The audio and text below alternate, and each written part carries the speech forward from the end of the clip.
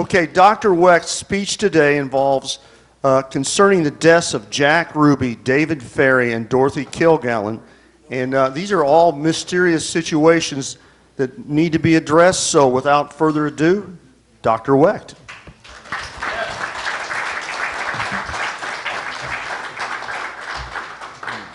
Thank you very much, Professor Denton. I appreciate your extremely gracious introduction. I want to thank you for your comments and for the presentation of the award. First and foremost, I want to express my deep appreciation and gratitude to Judith V. Baker. Judith,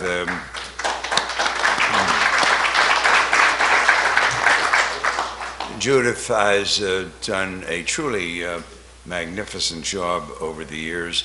Just look around you, and those of you who have attended all of her conferences, and others of you who are here for the first time. She has worked tirelessly and effectively in putting together these marvelous conferences. So I thank Judy and for her graciousness in inviting me once again to participate in her program. The next comment I want to make is to have all of you join me in extending heartiest birthday congratulations, and more importantly, congratulations on the marriage of my dear friend and longtime colleague and one of the true JFK anti-Warren Commission stalwarts, Robert Groden.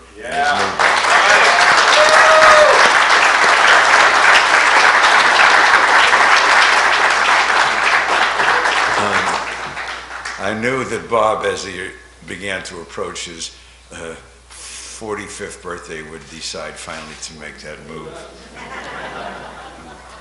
I want to thank all of you for coming, many of you from some distance, and including particularly then people who have traveled from abroad. And then we have our special guest, Japanese television, who are here.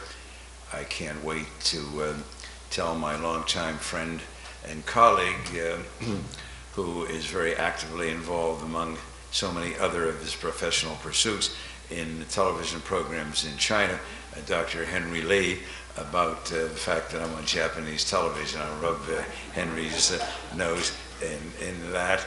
And by the way, it's fascinating, Dr. Lee, who's been involved in this too, for many years, officially. Henry, his birthday is today. We always remember that on November 22nd. By the way, before I forget, in mentioning Henry's name and referencing his input on JFK, for those of you who don't know, and it's not a secret, but I don't know if there's been any big public announcement yet either, but in March, I'm pretty sure the dates are set in March. You have plenty of time to check into it. Oliver Stone has put together, he may still be putting it together. I've been interviewed extensively, Dr. Lee, Bob Tannenbaum, many others, a series of programs, a sequel to his previous input, of course, on his wonderful movie. So look for that documentary in March of next year. So now that we've made, and I want to thank my son Ben, by the way, who was here for all of his work in putting together, working with me on the presentation of the PowerPoint.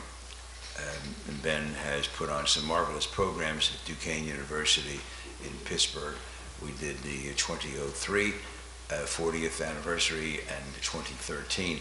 And I think one or both of them, I know 2013, are available too in videotapes if anybody wants to harken back. And downloads.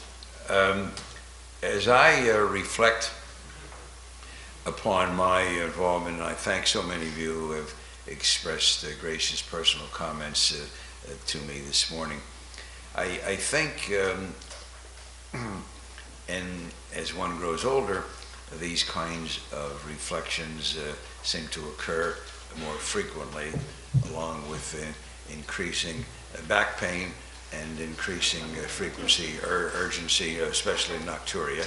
All the men can appreciate that, right? But there are some more pleasant things too, and interesting things. And the whole business of being involved in these cases, in fact, I was just checking my emails as I sat here waiting to come up, and an email that came in today is on another unrelated conspiracy.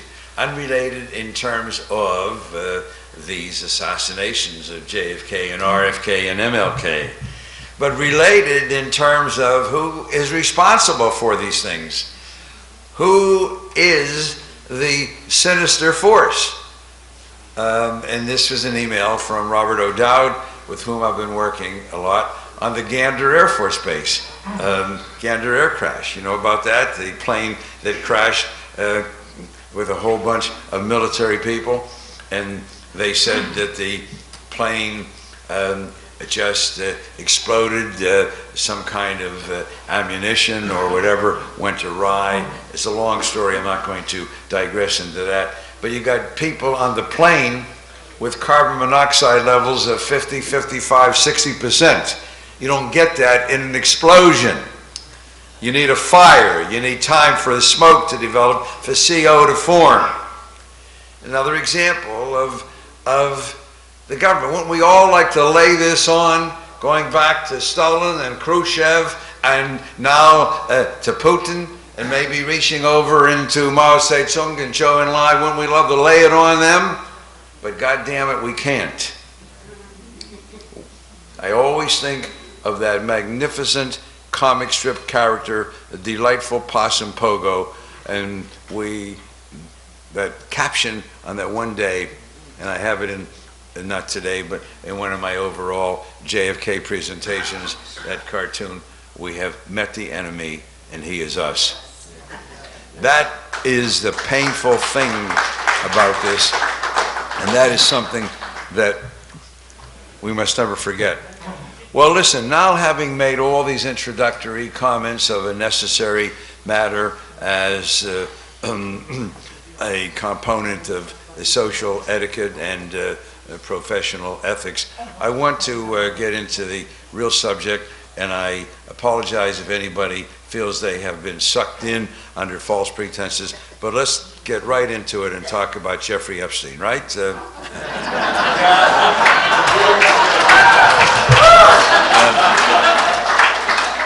Conspiracies never end. There I was at, we have a lovely home in Connecticut, in Milford, just about 70, 75 miles out of New York.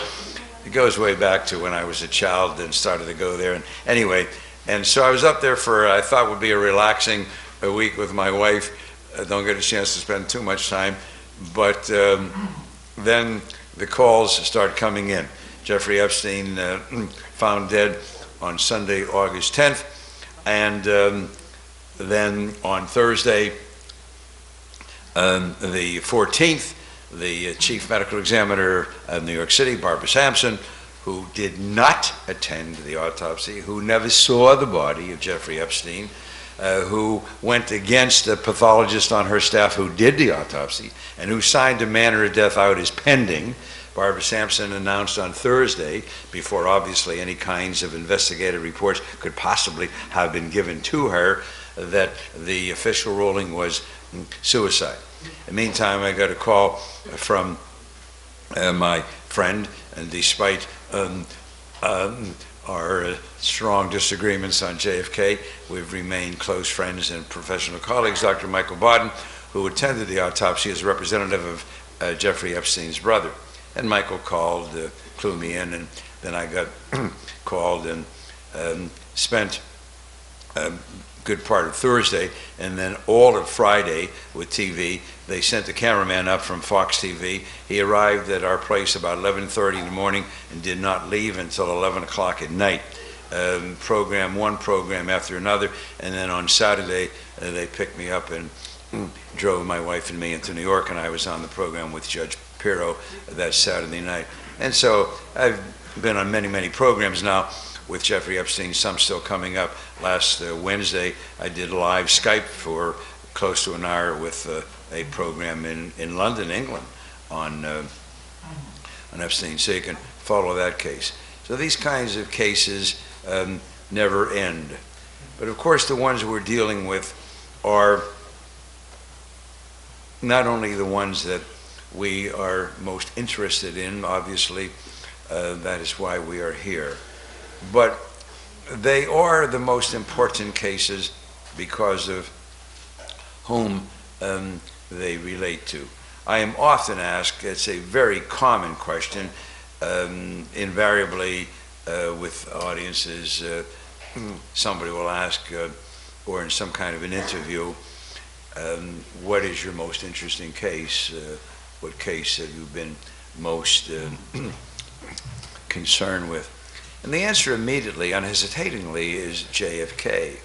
But not just because he was a president, although that should be sufficient reason, isn't it?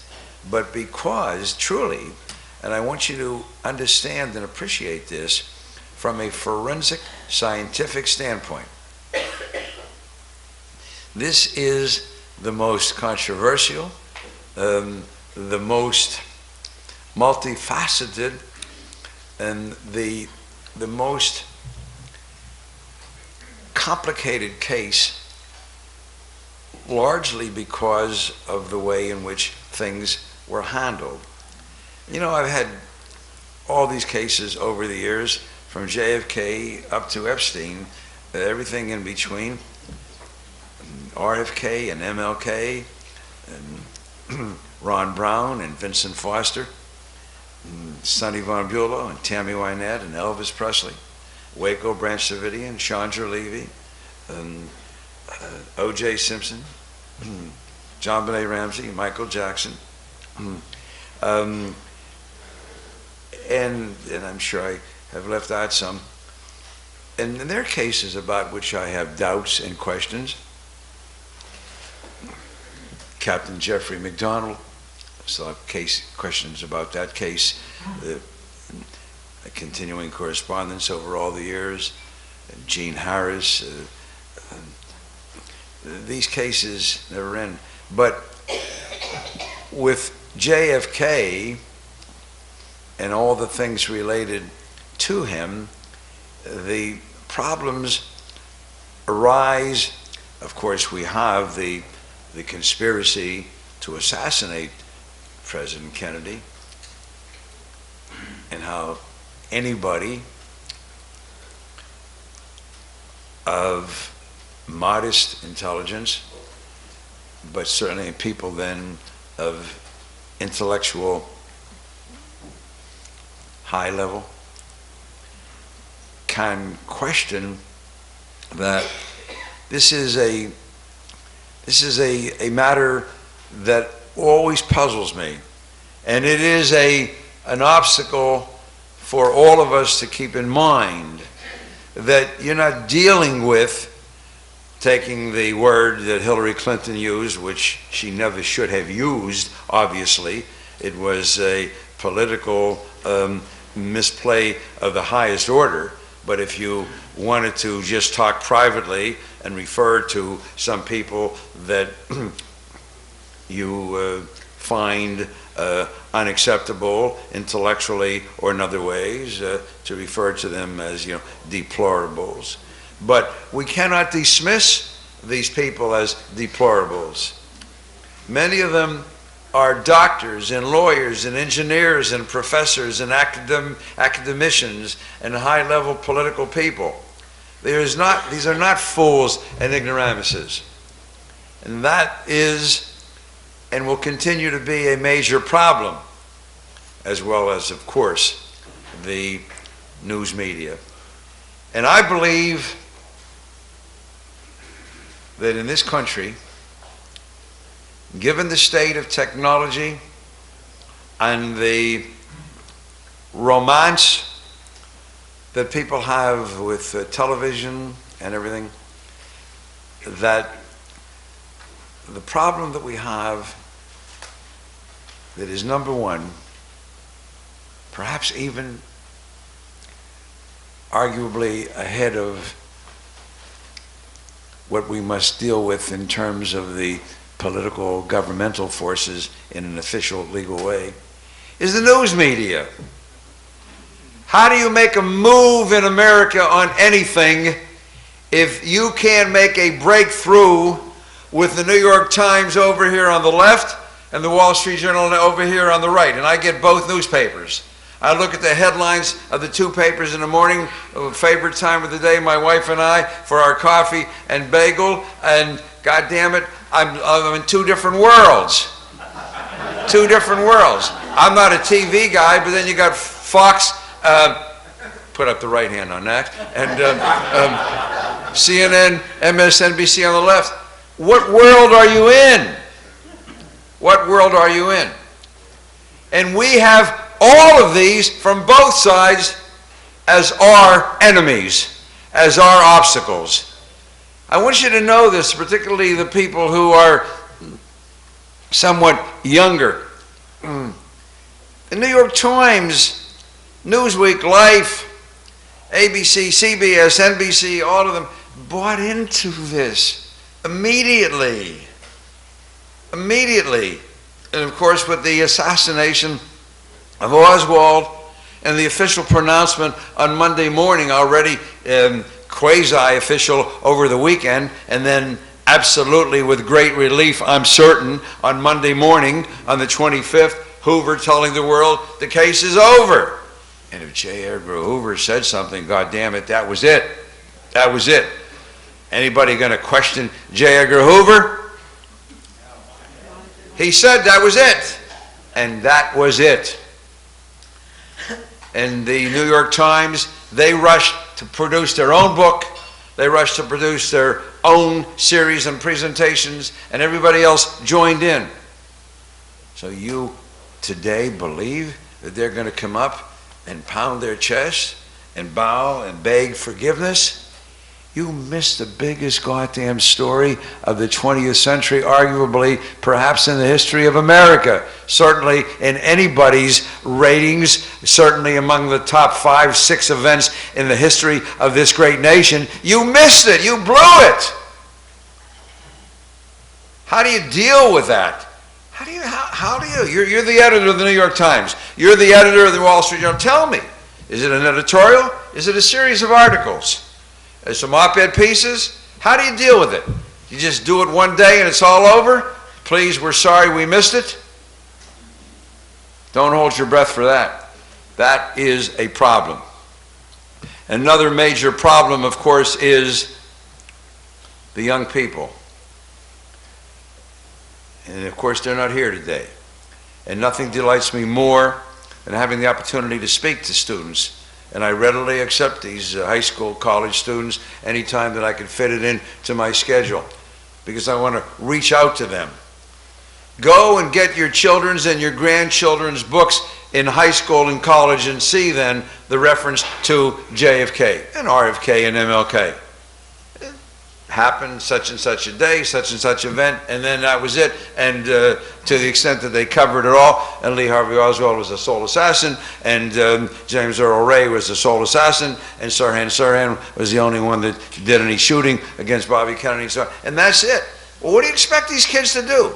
You expect them to give up their cheerleading and their ball gaming and their dates and their studies and start delving into these cases to learn about them? How many kids are going to do that? Where are they going to get their information from? That is one of our obstacles.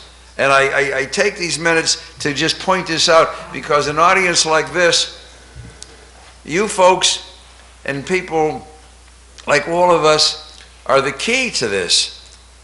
There's no question, and I don't mean to dramatize it or to place any special mantle upon our heads, but we are the torchbearers. We are the continuum. And you have to keep this going if we are ever to see a breakthrough. It is not going to happen spontaneously. I have not seen any am not aware of, maybe somebody has seen, you could mention it later on, something of a national poll. I remember the peak sitting there in New York City at one of the national TV programs. They had just finished a poll, a very legitimate poll, and 85% of people rejected the Warren Commission report. But then I remember a poll, and I don't know, again a national poll, and it was down to 65 or 62%. I don't know what it would be today. We're losing it. We're losing the battle. So I just make these remarks of a prefatory nature to remind all of us what our mission is in life, in addition to what we're doing to make a living and deal with our families and our work and so on, to know that you seize every opportunity to proselytize, to convert.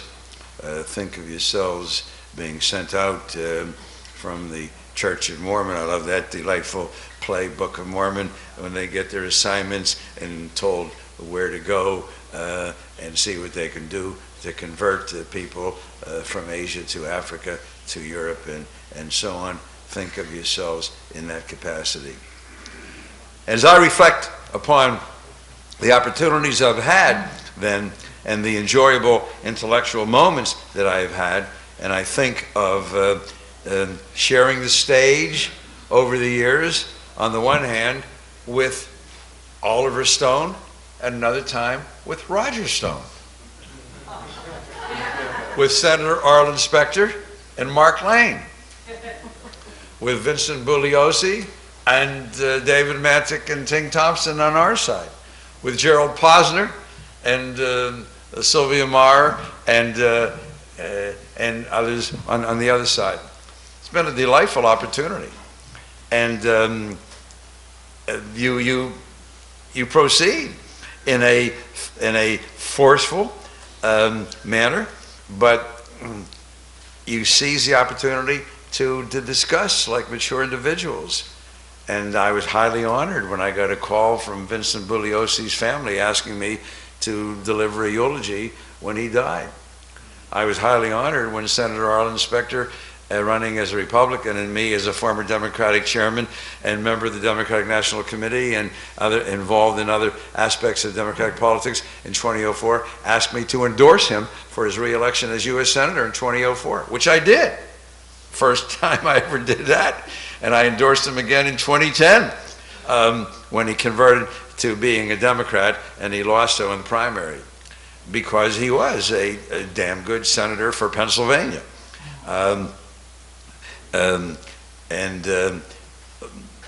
You know, we never got into fisticuffs over the single bullet theory, of which he was, you know, the father, the biological father. That was proven by DNA.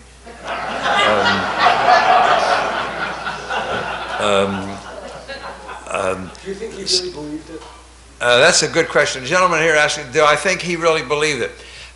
No. I think at the time, I think he was too smart to believe it. You know, I'm always, every time I use that phrase, I remember, what is her name? Oh my God, the German Jewish right-wing writer, the female. Anne Rain. Anne Rain. She was very close to William Buckley, who was extremely religious. And they were having this discussion and debate, and Buckley would always reach out to God in addition, you know, to back up his political conservatism. And Ayn Rand said to him, she said,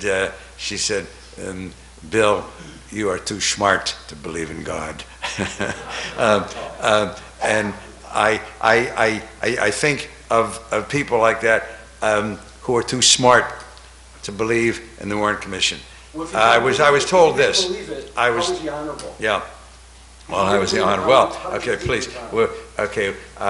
how was he honorable? That's another question of the word honorable, just as an appellation that goes with people who are elected to office. But I was told just one person removed by one of our strong people in Philadelphia who had lunch with Specter not long before he died, and Specter expressed his great doubts about the single bullet theory.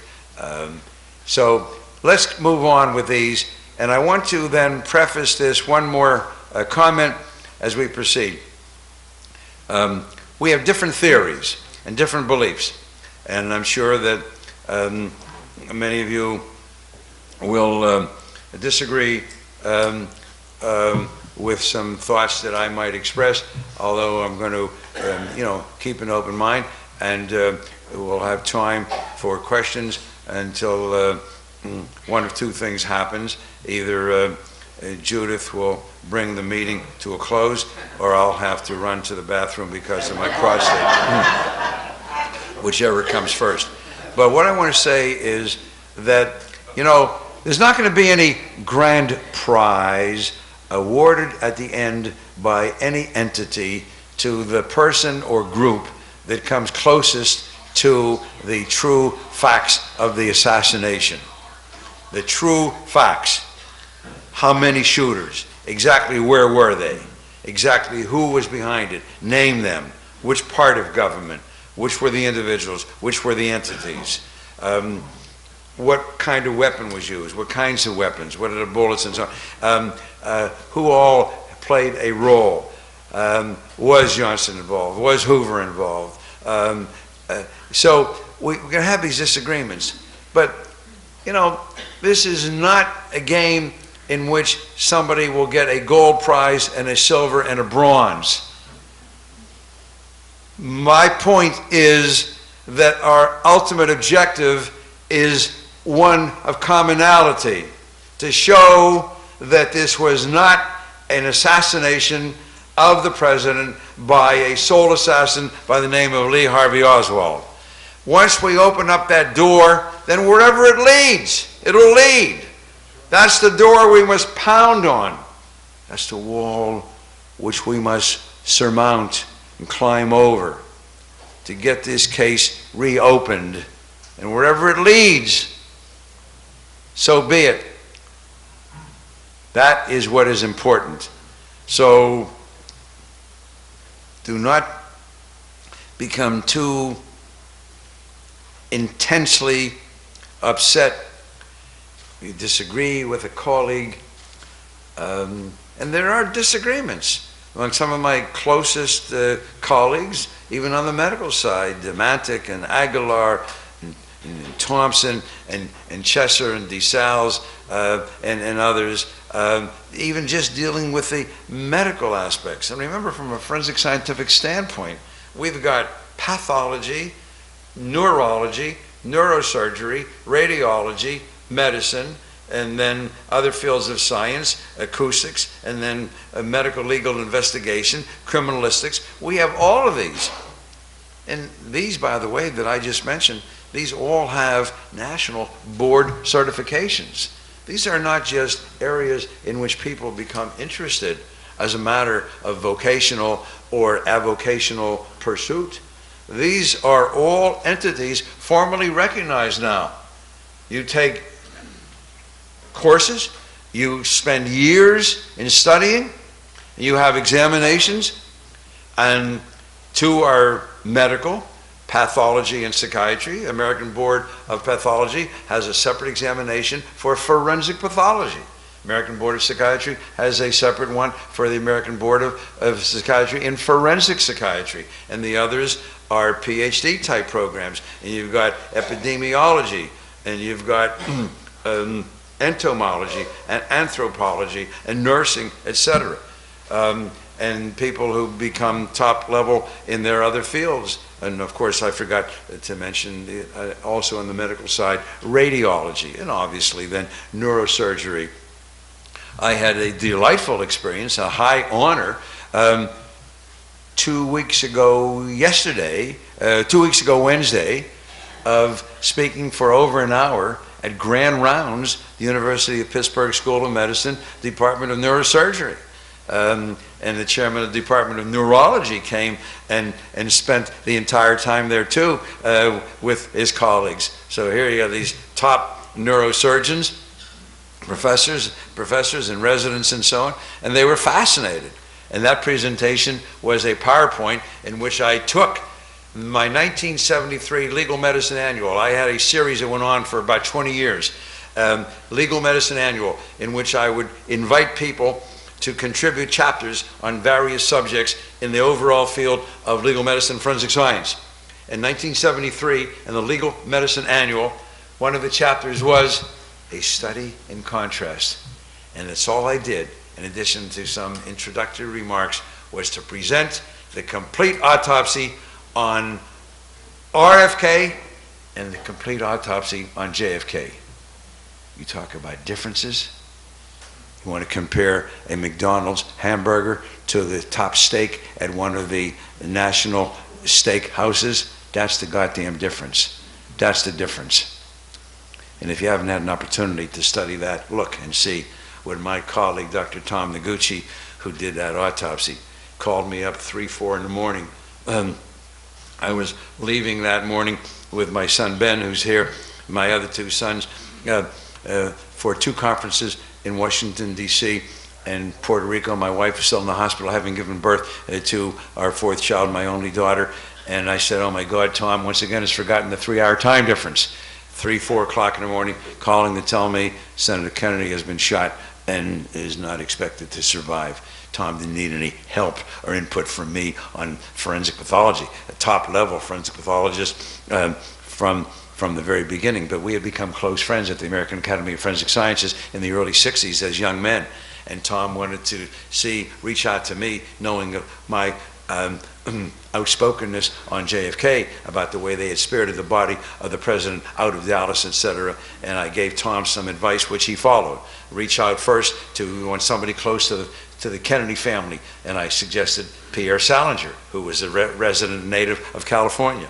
And then I said, Tom, preempt them.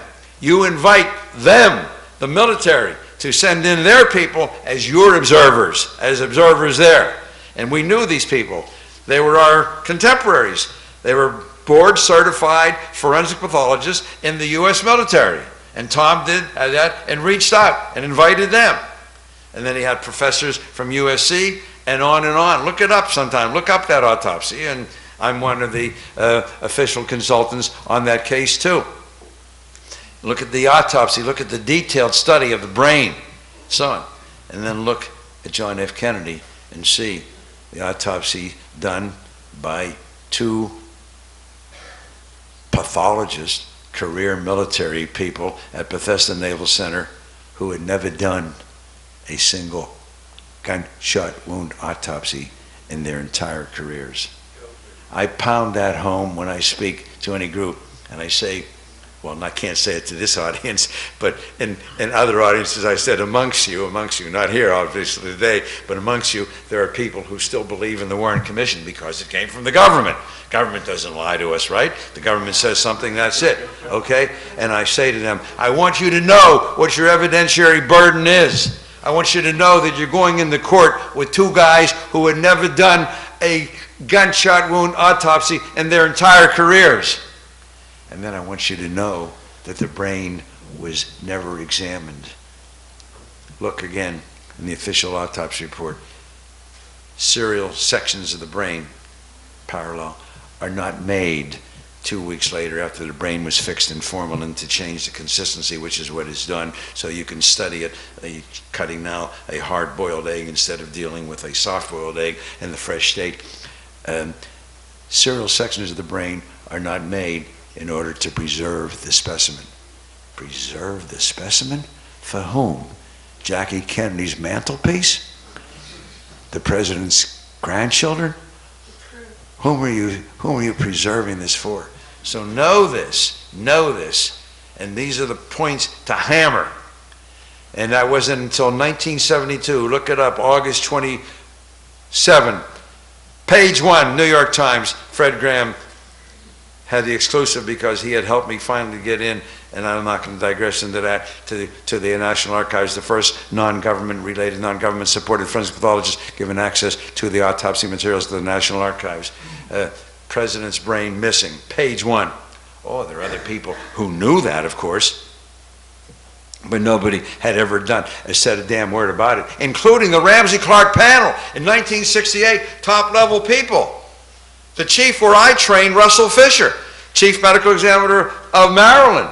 Richard Lindenberg, top neuropathologist, formerly from Germany, the Luftwaffe, but a nice guy, forgetting that, but a damn good forensic neuropathologist. They were there in the Ramsey Clark panel with others.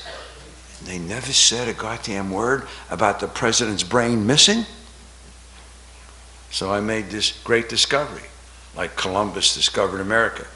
Benji's mother, my lovely wife from Norway, she was born in Norway and lived there for 6 years under Nazi rule and delivered messages from her father, who was in the underground with his underground radio, to people there in Norway, telling them what was going on in the world. And there's my wife, 4 or 5 years old, running around with her little school book into which these notes were stuffed for his neighbors and collaborators, just like the Vikings discovered America 300-400 years ago. So I say to my wife, Sigrid, God damn it, we're going to be rich today if your forebears had had enough sense to plant their goddamn flags there and take over.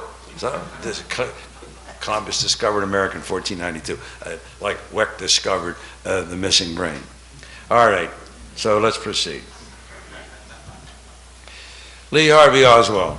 And again, I thank my son Ben for helping me put together this PowerPoint. So I just want to give you the hard facts, and all of which you, of course, everyone here knows in detail. So I just broke it down, arbitrarily. We have the identity and the association and the date and place of death. You'll be seeing this now with each case, and the circumstances, and then the official cause and manner of death. The gunshot wound of the chest, which got the heart, the aorta, internal organs, and the abdomen. Okay, so that's the background.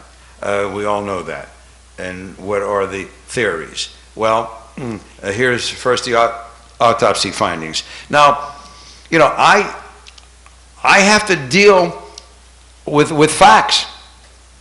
I have to deal with what is there as a forensic pathologist. I can interpret, I can express different opinions.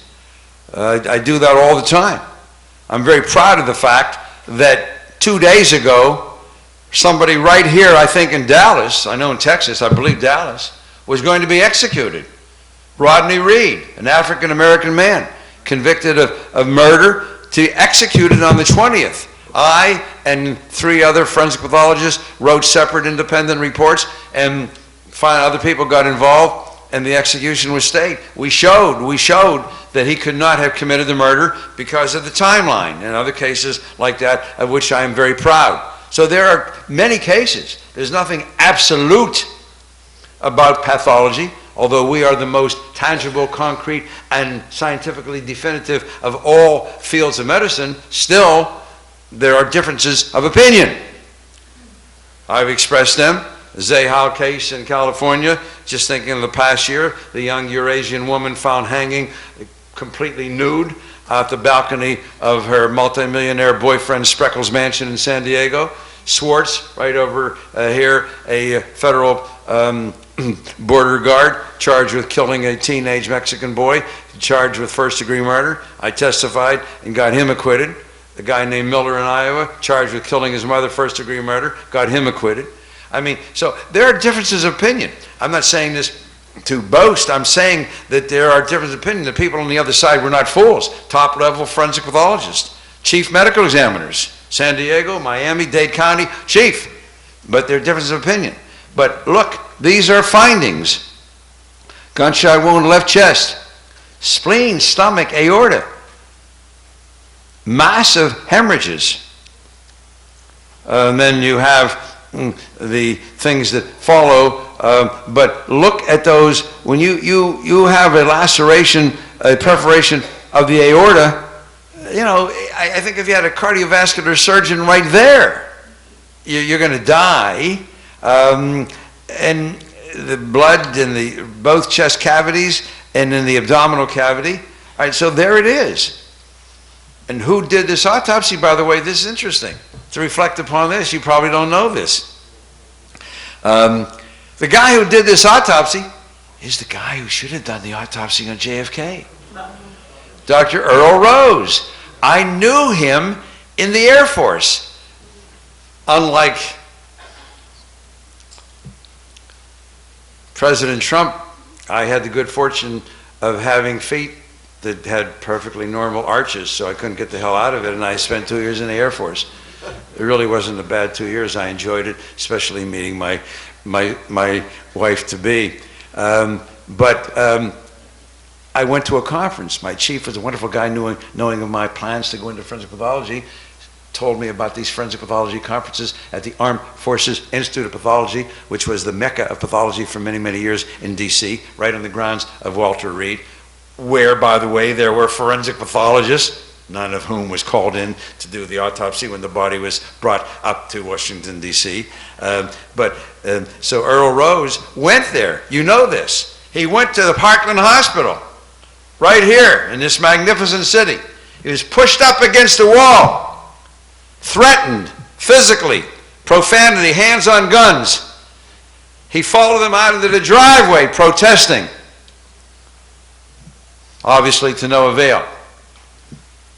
That's who did this autopsy, Dr. Earl Rose, board-certified forensic pathologist. Okay. What are the theories? Well, some people think there was a fatal injection of air.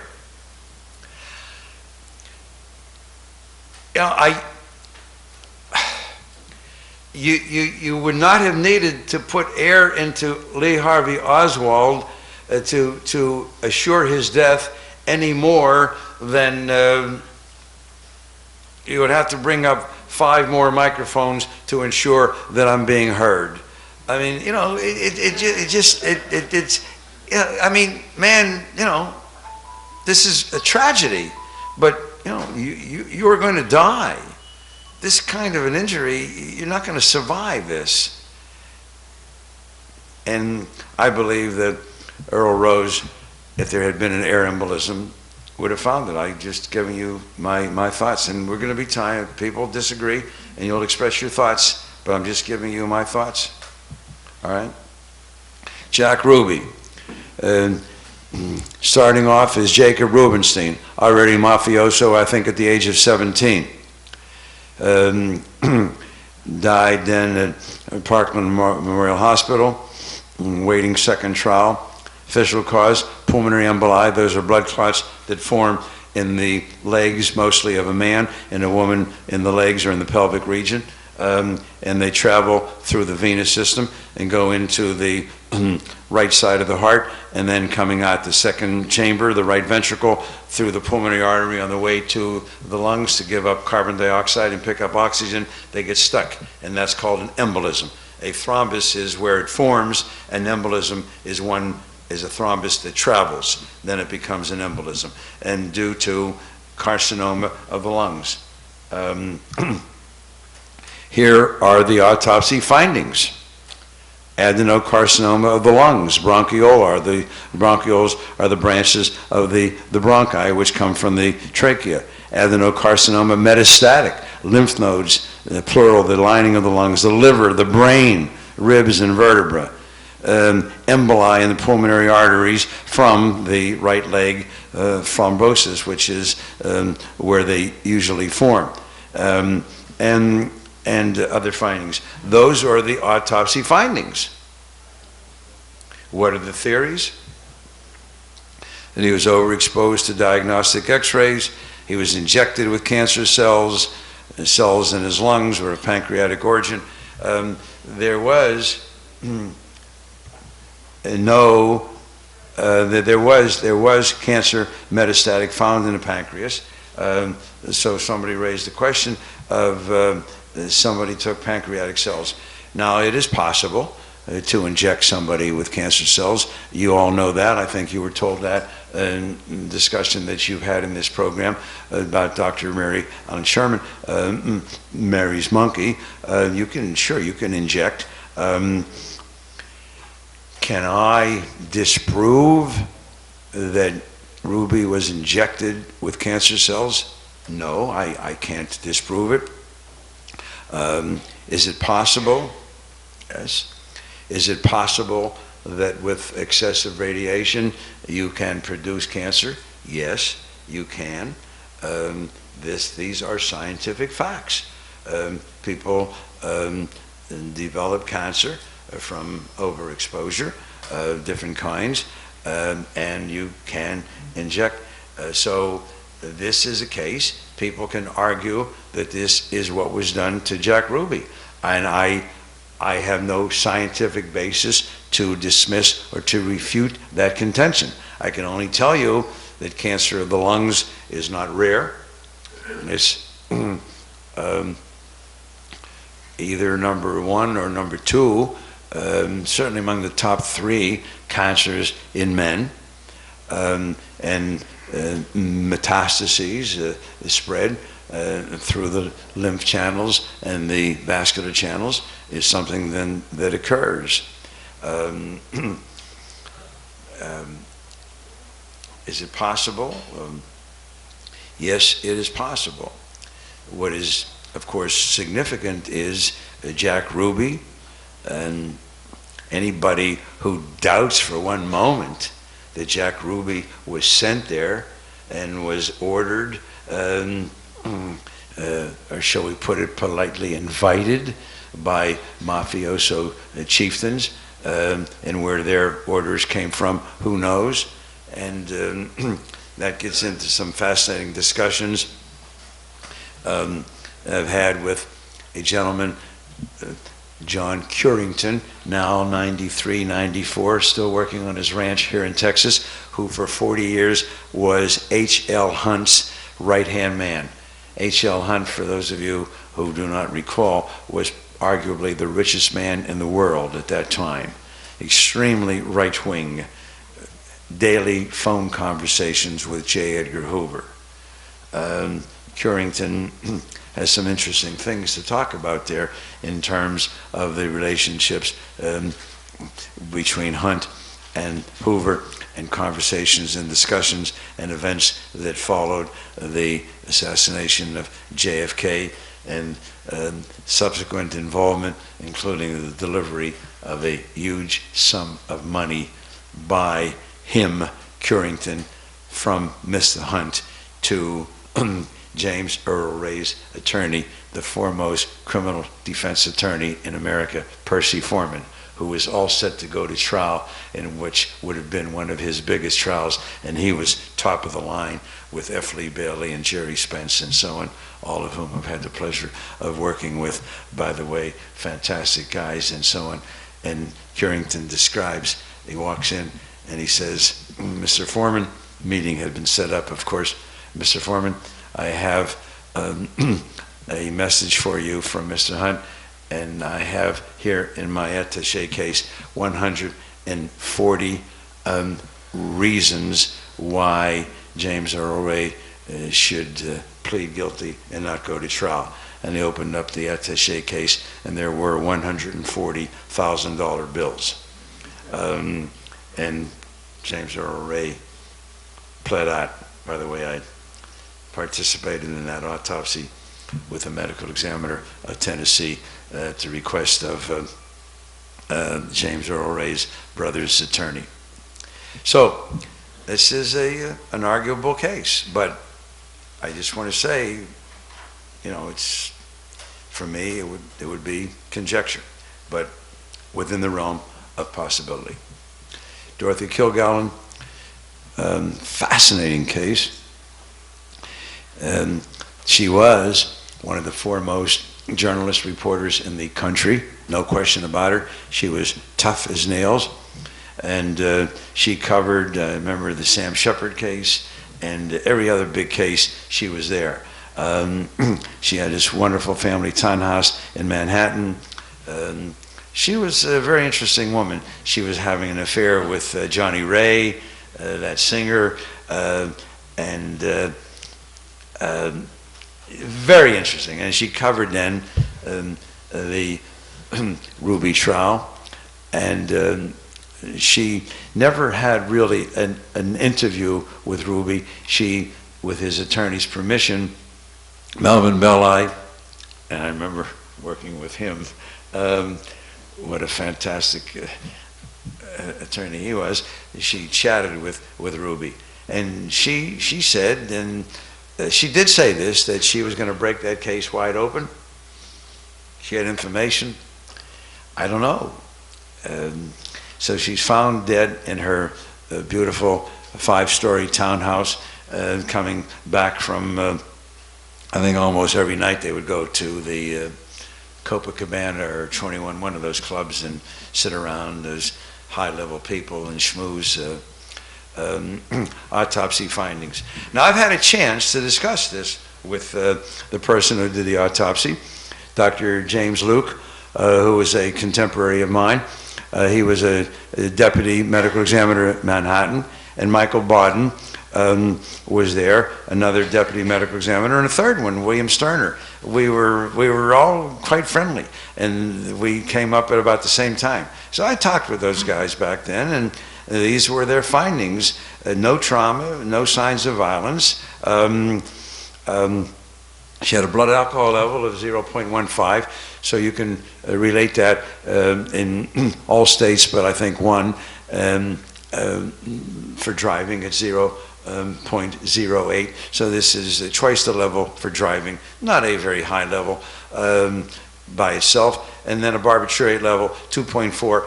This is taken directly from the autopsy report. Eligible is 2.4 milligrams per liter.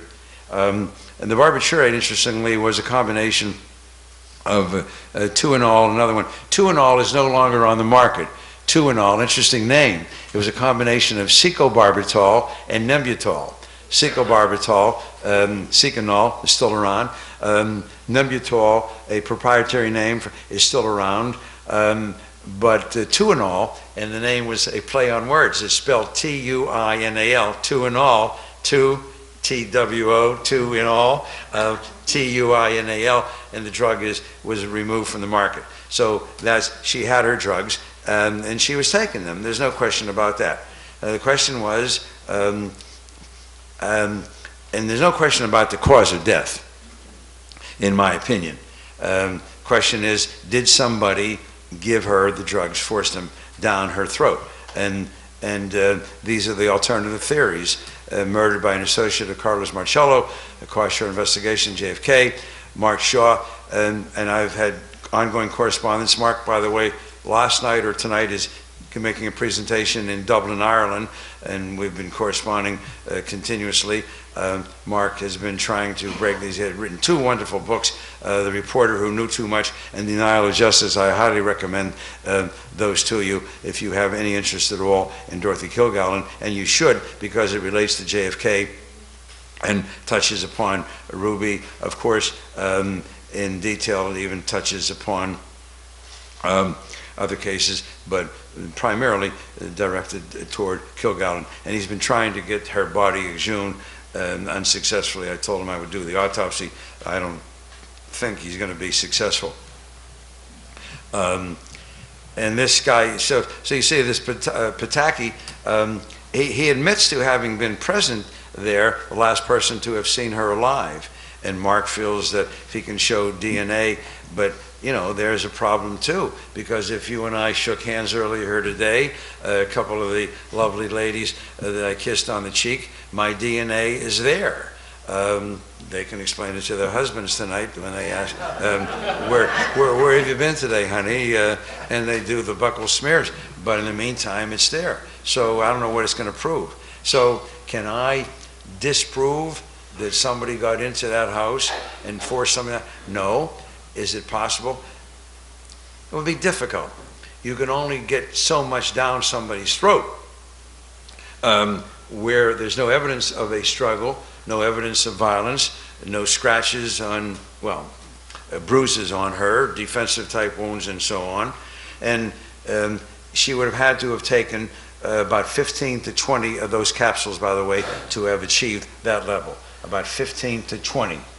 And the alcohol of a 0.15, you get, with one shot of whiskey, you get a 0.025.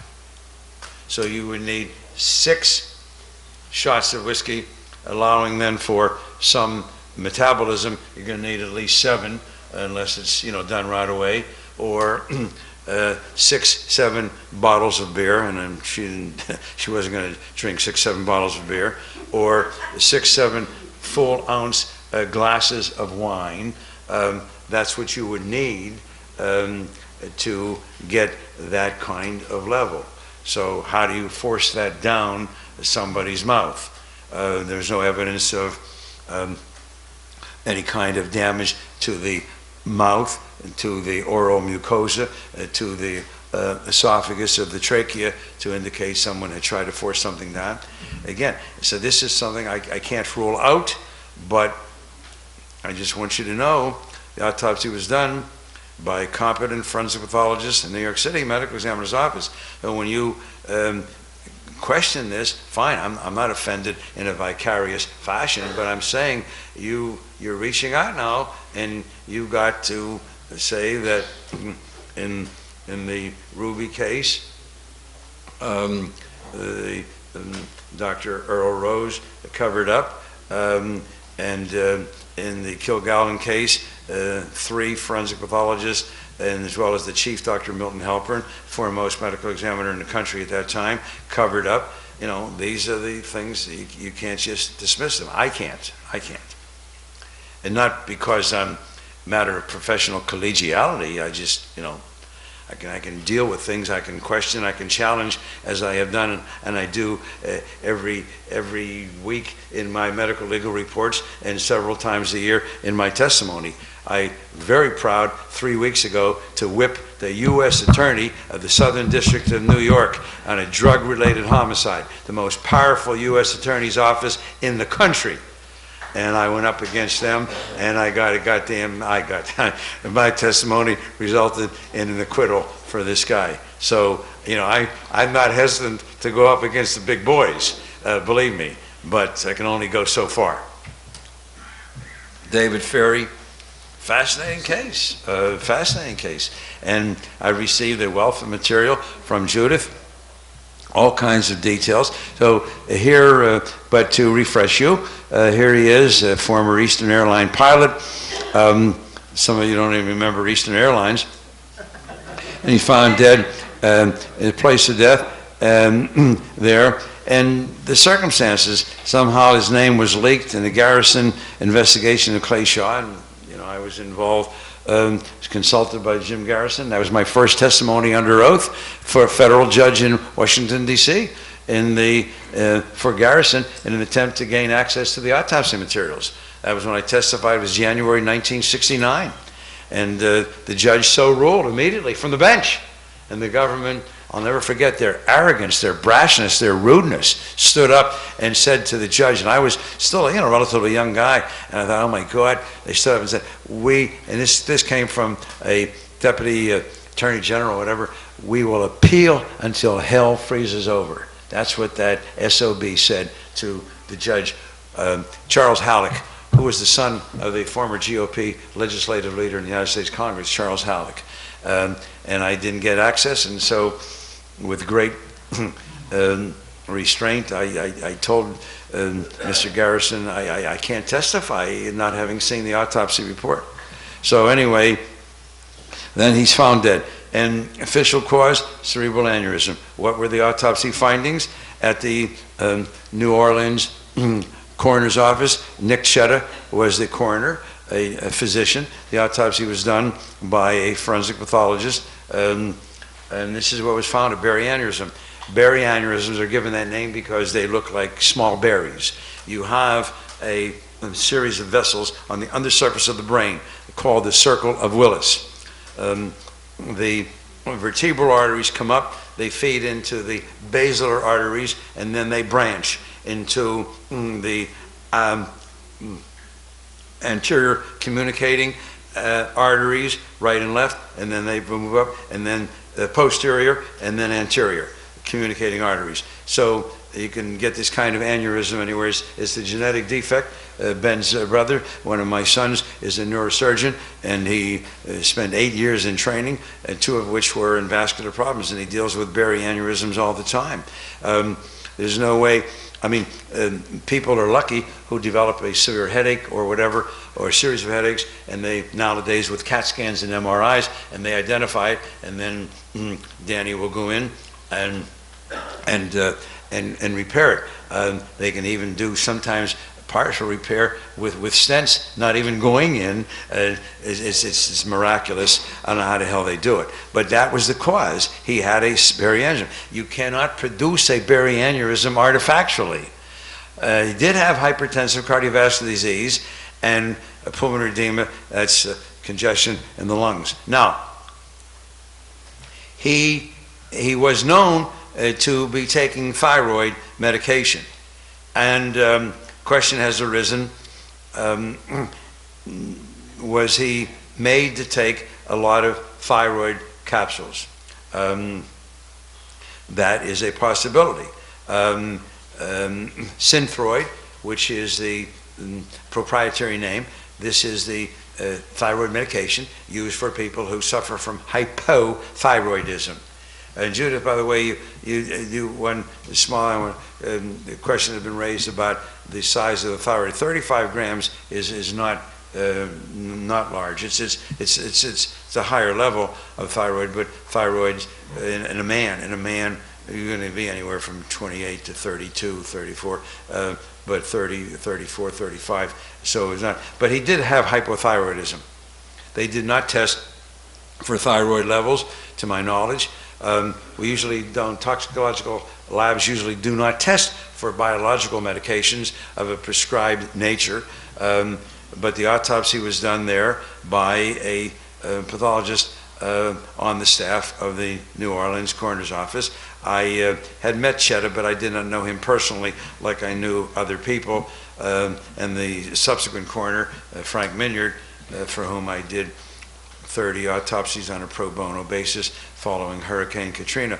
It's a good office, and this is what you have, no marks of violence.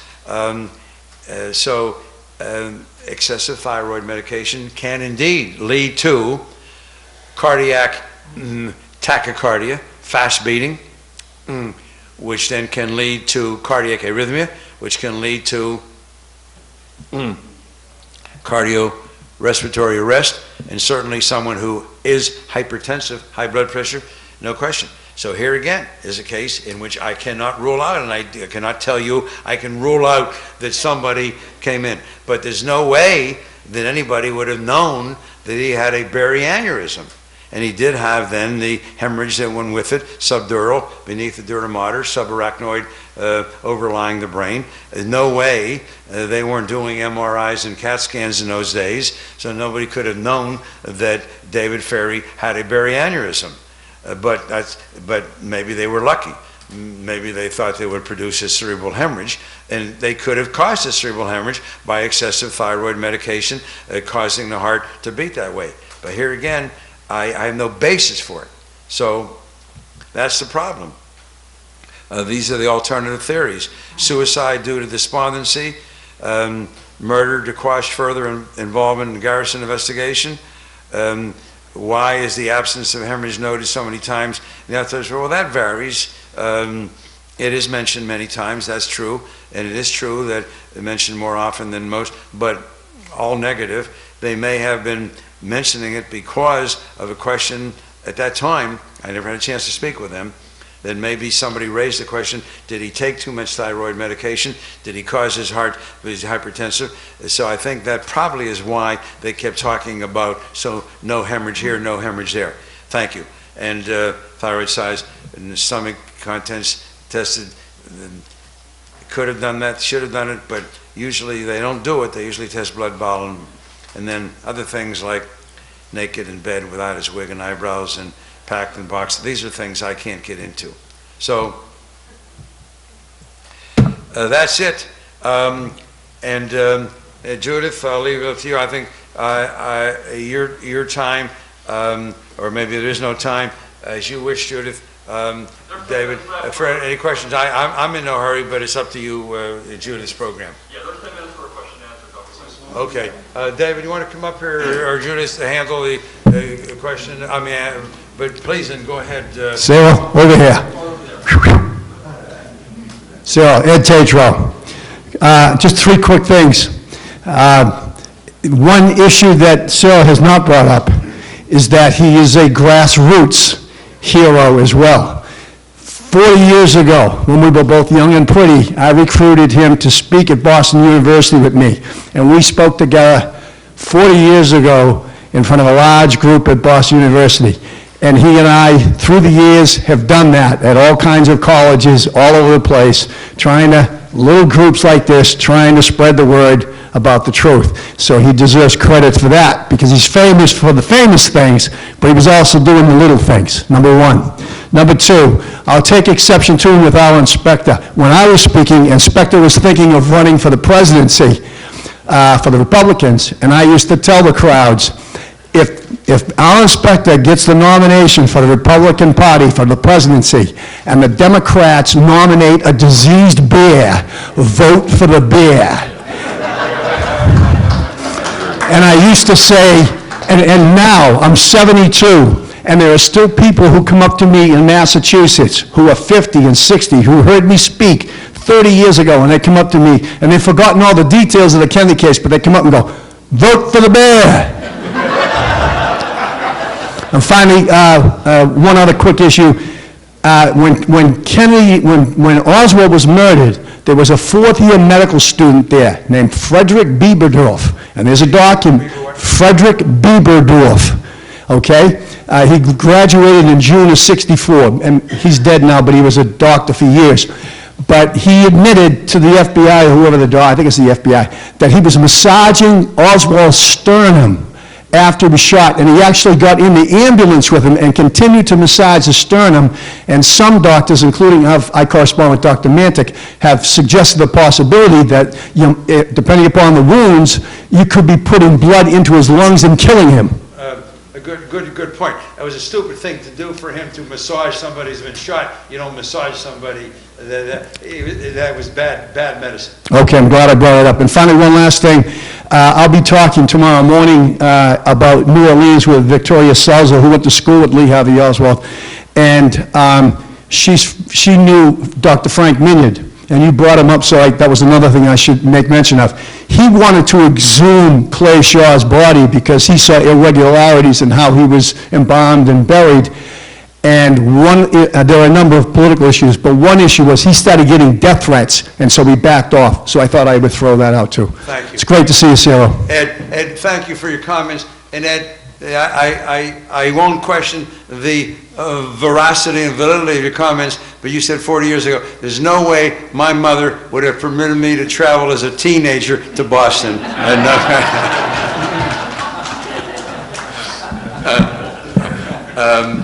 Please don't hesitate, anybody. And please express a different opinion. You're not going to offend me. They're over here. Before you said that you were pleased with the... We need somebody that can, with a mic or something. Over here.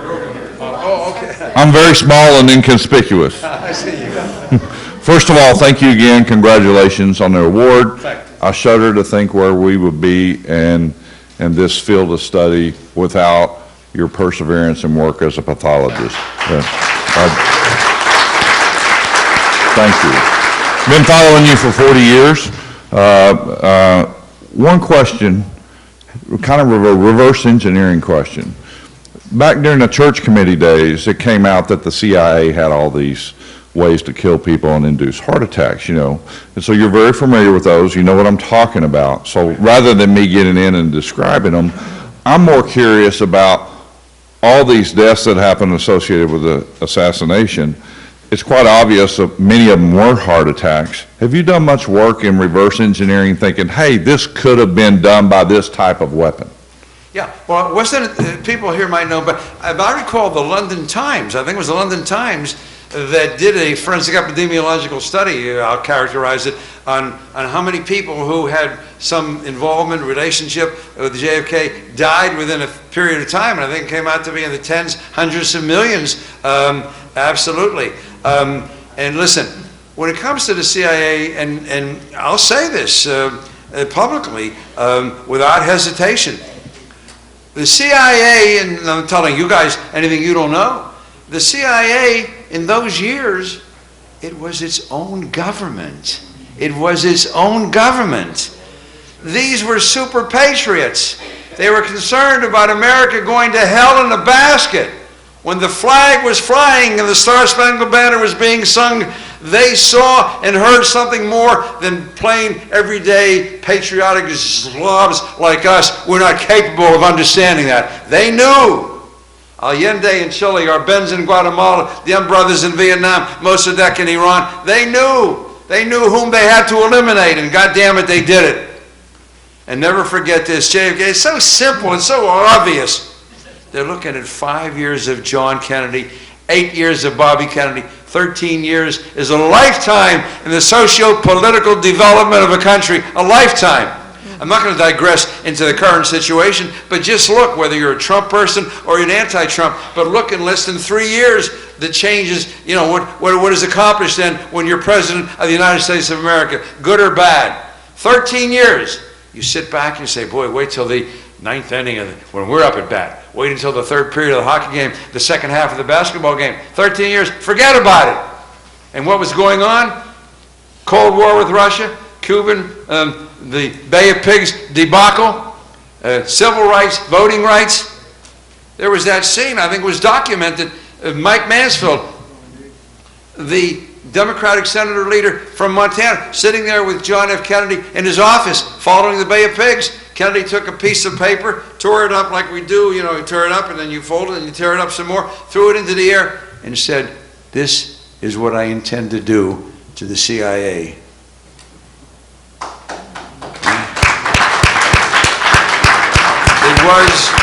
It was its own government. You know, we are Americans, and we talk, and you know, horribly KGB, MKVD, it used to be KGB, and then the spy groups around the world, including even an ally, Mossad in Israel. Everybody has spy groups, but not America. We don't do that kind of shit, baby. In no way. We are Americans. We don't do any of those things. What are you talking about? Poisoning people? Feigning a heart attack? Causing somebody to die conveniently? Drowning or being struck by a car? We don't do those things. We don't, no way. And when we tell you something, you can be sure that it is honest, it is truthful. We don't lie to our people. Sure. You don't believe it, ask me. That's right. Then we come back, you know, we all come back to that bridge in outside New York City is still available for sale. Still available. Anybody wants to buy it. Okay, folks, thank you very much. Thank you.